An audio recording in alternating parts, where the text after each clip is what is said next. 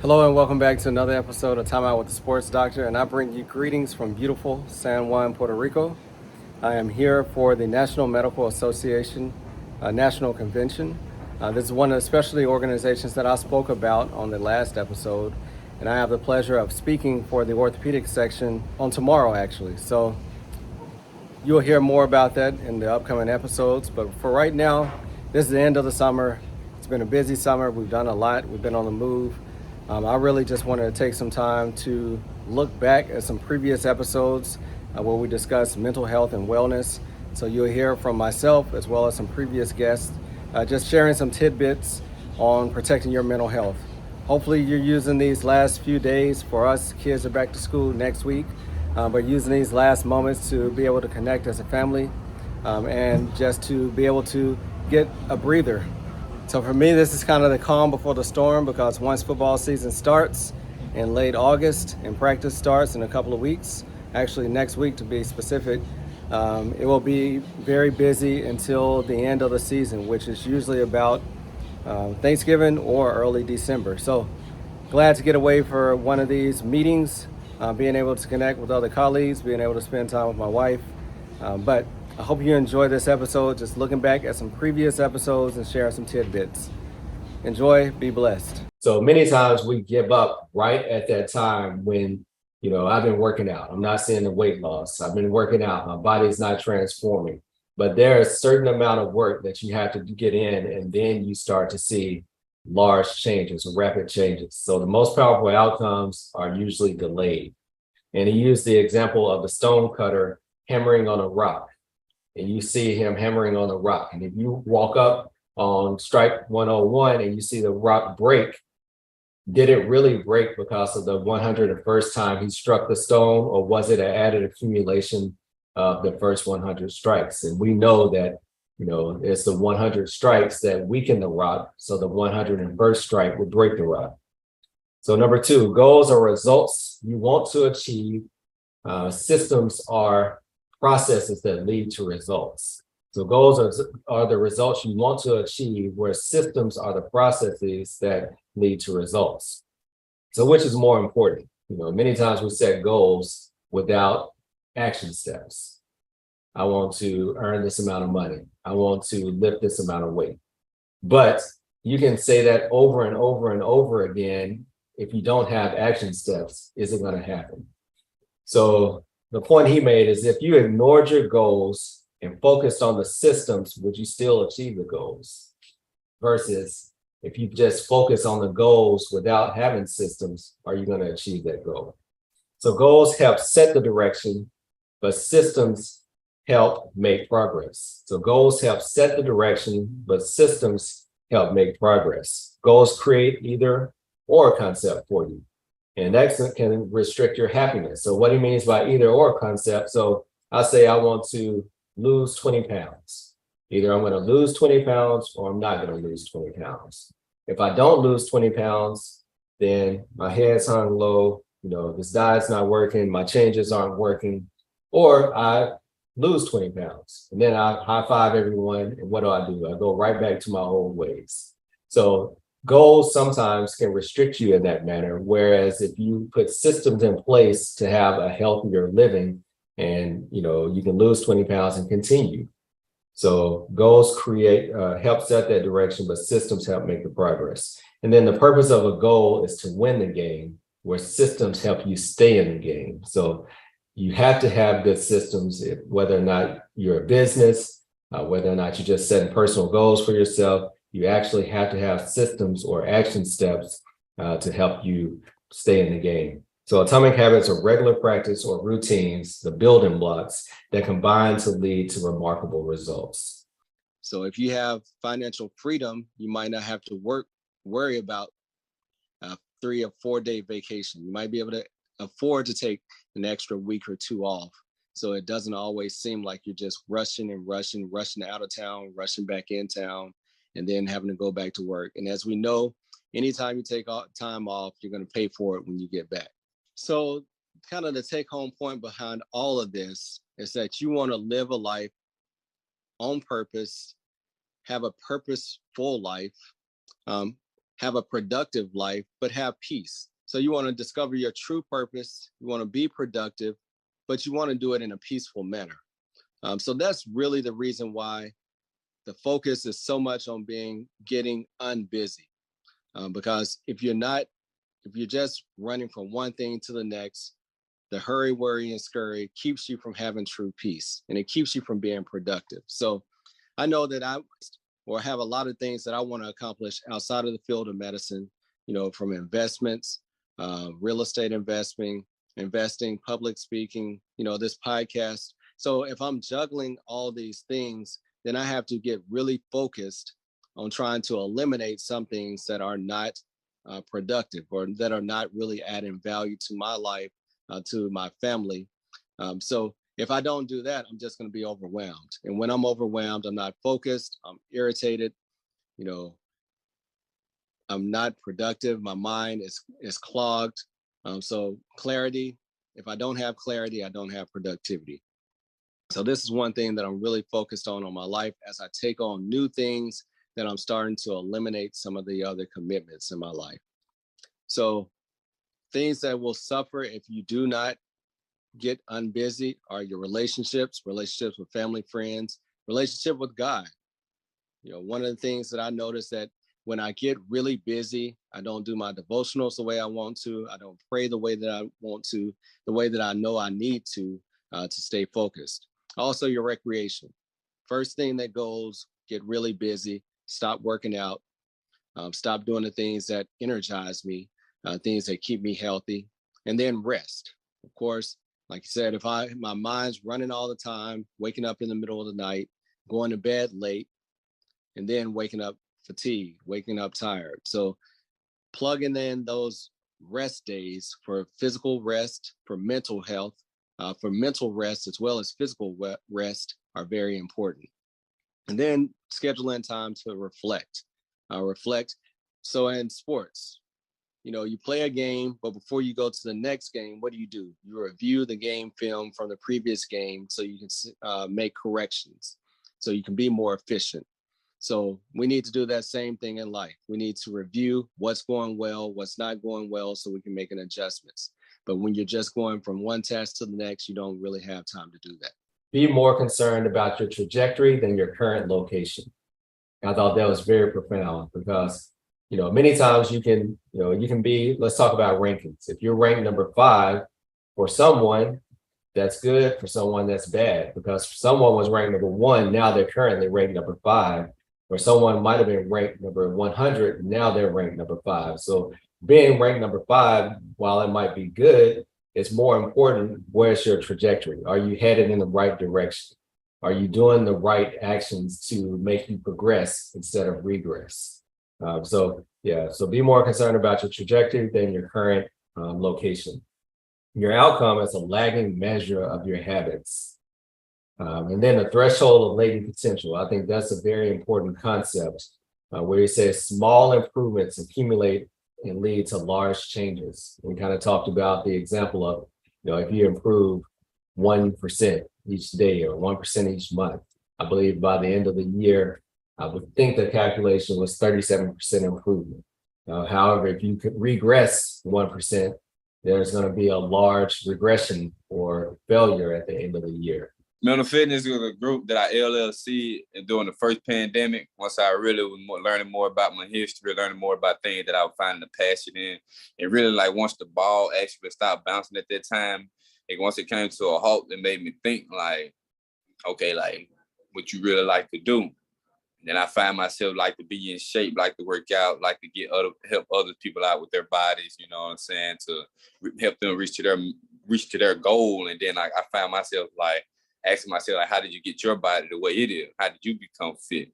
And then answer to it, mentally, I locked in, I made my mind up mentally that this how I want it, this what I've got to do. So every day I wake up, I'm make my mind up, okay, I'm playing my day out like this, I'm gonna do this. And then my mentor installed in me two powerful things, a made up mind and a person who have nothing to lose. And Lord willing, it was crazy to say that I'm both, that I could say that's where I'm different at, because I'm both of those, So So I have both of those traits installed inside of me. So like the mental fitness came with us mentally getting people right. Not only like our workout's gonna be tough, but like the condition of it really just gonna be mentally draining. So like we'll be pushing you doing like say like doing a push up on the track in the sun. So the sun is messing with you mentally, but it's the same 10 push-ups you would do if you was at home finna get ready to go to bed.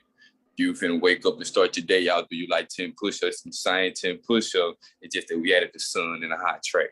So now it's so now it's mentally challenging you as well as it's physically challenging you. So I LLC that mental fitness, and that's how I plan to utilize my degree in sport management on operating my own facility and whatnot and those nature. So like now I just gotta build my capital and get ready to start funding and investing into that. So like that's what it really came about. And then Pettis, he gave me a different mentality.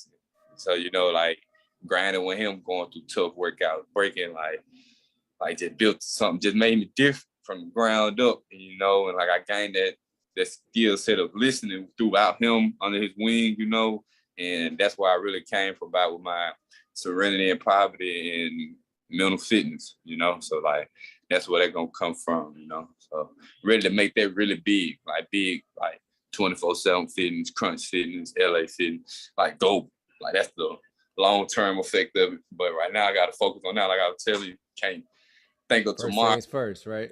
Yeah. Things first, brick by brick, layer by layer, one step at a time. There have probably been times in your life where you've been really down, you've been really anxious, you've been really afraid, and you're so in it that it almost feels like you have horse blinders on, right? You're so absorbed in the feeling that you actually just don't even know where you're at. And so part of this is like, we've got to have this awareness, right? We've got to have the awareness that we're struggling and we need help, and it's okay to need help, right? The first thing I always start with every, especially injured athlete, is just like kind of the normalization and the validation of the injured athlete experience. It's awful. It does not matter if it's an ankle sprain or if it's, you tear everything in your knee. It is hard. It is incredibly hard. It's hard physically. It's hard mentally. And so starting with that. And then I really encourage all of my athletes to think about something called an SOS list, right? So what is SOS? SOS is, save our ship. It's that kind of like emergency signal. And so an SOS list is a list of, it can be as small as 2 people. It can be as big as like 6. This is a inner circle list, right? This is not, everybody and their neighbor, right? This is like, okay, who could I right now pick up the phone and call? And they're not going to ask any questions. They are going to be by my side in whatever way I need, right? This is very much like, okay, 2 a.m. rolls around and you need something, who are you going to reach out to? An SOS list is a great place and something for everyone to think about having. Honestly, like I have one. I've encouraged all my family members to have one because we never know what life is going to throw at us, right? Yeah. We need to really think about who these people are. And then we've got to take it a step farther and we've actually got to communicate that to those people. And that's really important because the reason being is, right, a lot of times, and again, people may resonate with this, like there's been plenty of times in my life where I've been in some really challenging mental health places. And I know that these people are there, but they don't actually know that I'm struggling, right? And that's because mental health is not always something we can see.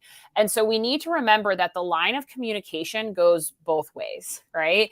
And this is a phrase that comes from my mom. I love her and I love this phrase. She's like, I can't hear your head rattle, right? We cannot hear what other people are thinking, right? And so again, this line of communication goes both ways. And so if you actually let someone know that they are on your SOS list proactively, man, sometimes that can be the difference maker, right? Because then that person has a little bit of the accountability and can say, hey, I'm just checking in right now. How you doing? Right? And sometimes that can be enough to open a conversation. So one, thinking about that SOS list, who are those people? And then letting them know, right? Like, hey, you're on my SOS list. This is what an SOS list is, right? And so, what might that look like, right? That in itself is a great conversation to have with people, right? Because then, I think it's just as important, right, to have people that will support you, but then also know how you want to be supported. Correct. we don't all like to be supported in the same way. And so letting the people in your life know how you like to be supported can be really beneficial. So I would say start there. Okay. So, and then, reaching out to people like me, and it doesn't have to be me. It can be people in your area, in your city, right? Whether it's a mental health professional or a coach or a mentor, right? Or a sports psychologist, right? There's so many helping professionals that can be really beneficial. And so, yeah, starting there. Dentistry shut down, hospitals shut down. I have time to deal with myself. Oh, at the same time, the whole world is in turmoil. A pandemic's starting. So how did you manage? The world is crazy and everything is shutting down. And now I'm going to go inside and kind of deal with all the things that I've been putting off for years. How were you able to process all of that? Yeah, I was in a combination of therapy, and that wasn't enough. Like, I had a lot of the trauma. A lot of people during medical training and with COVID will have like a lot of trauma. And I Yes. numbed that again I was overrunning, and I was at that point had a really negative relationship with running. I was just running and running and running. It's the only thing I could control was how much I was running. So I barely ever stopped.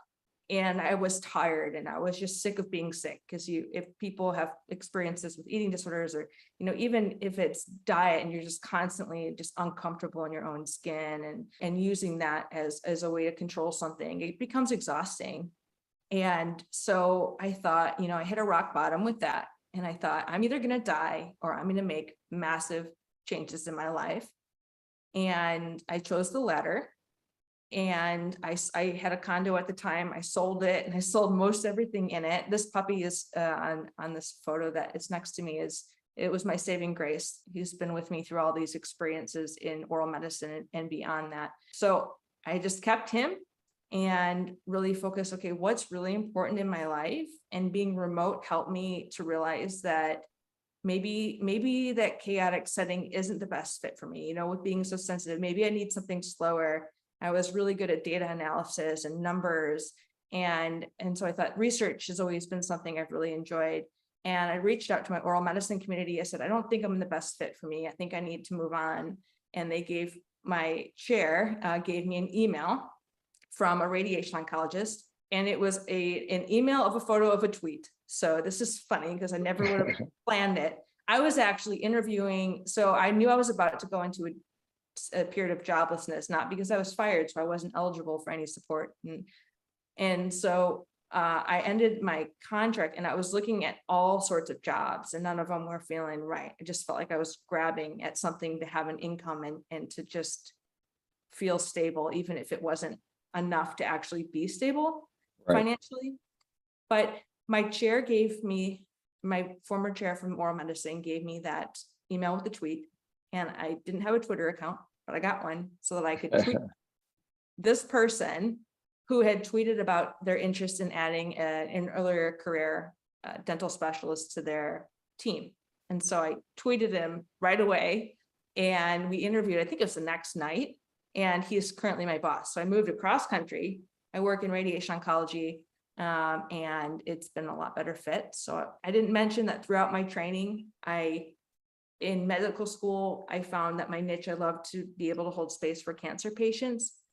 And I think part of that's from my anorexia journey, is that when people don't know and it's complex and they're afraid, they often leave. And that was the loneliness was so painful and so depressing. And having the loneliness and the depression feed into a disease, it can lower the prognosis, is what I understand from reading the literature. And without hope for my own fight, it's easy to give up. So in order to have a boundary, I didn't want to work with patients with eating disorders, but I resonated with this similar experience with people with cancer enough that I could learn how to hold space for them. So in medical school, that's what stuck. In oral medicine, we're actually part of the dental specialists that are trained most with patients being treated for cancer.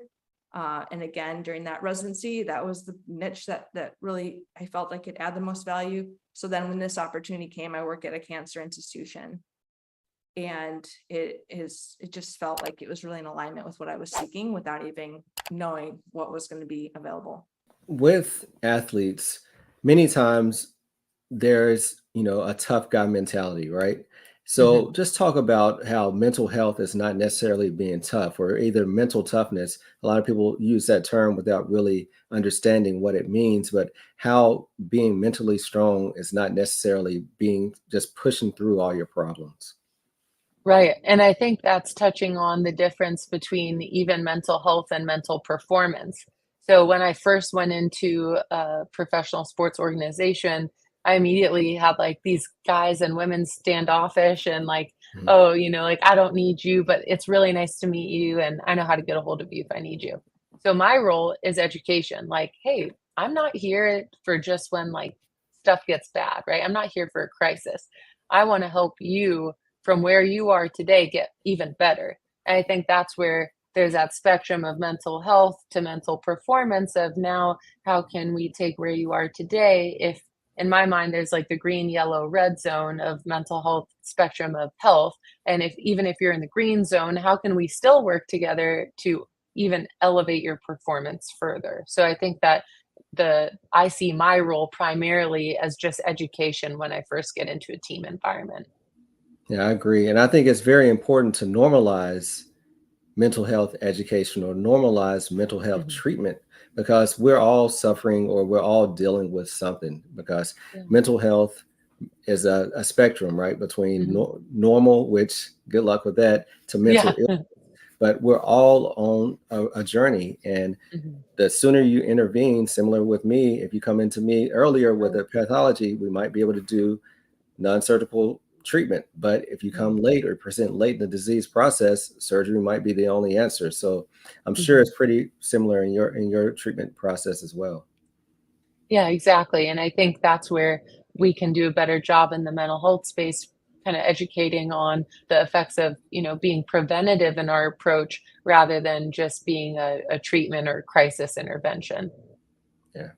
So when you're dealing with, you mentioned not only dealing with high level athletes or Mhm. high level performers, but also dealing with families. So how do you go about counseling professionals or athletes about getting their families involved in the treatment as well? Yeah, I look at the whole player ecosystem. You imagine like the player in the middle, and then there's athletic trainer and PT and sports medicine, orthopedic surgery, family, friends, significant other who may not be family yet, but not married into the family, and the agent. And you have this whole ecosystem that's constantly hovering around the player. And how can you work with them, or is it beneficial to work with them? Because sometimes the player is really private and maybe just knowing that it's the one-on-one, just him or her and myself, and not having other people involved is their only safe space. And I've had a player say that to me, like, this session is the only safe place I feel like I have because everyone else in my ecosystem wants something from me. Wow. And there's that constant pressure of, are you going to buy this for this family member, or put this friend on payroll, or get engaged to this person. It's just constant. And so I love being able to provide that space of you can know 100% walking into my door that this is for you. It's not for someone else to get something from you. Thank you for continuing to support this podcast. If you enjoyed this episode, then please leave a 5-star review. And if you haven't done so, subscribe so you continue to get the updated episodes. Until later, peace. Hey, time out with the sports doctor. Keep our head right in the game. We ain't never stopping. You are now tuned in. Trust you don't want to miss. This is where life, sports, and medicine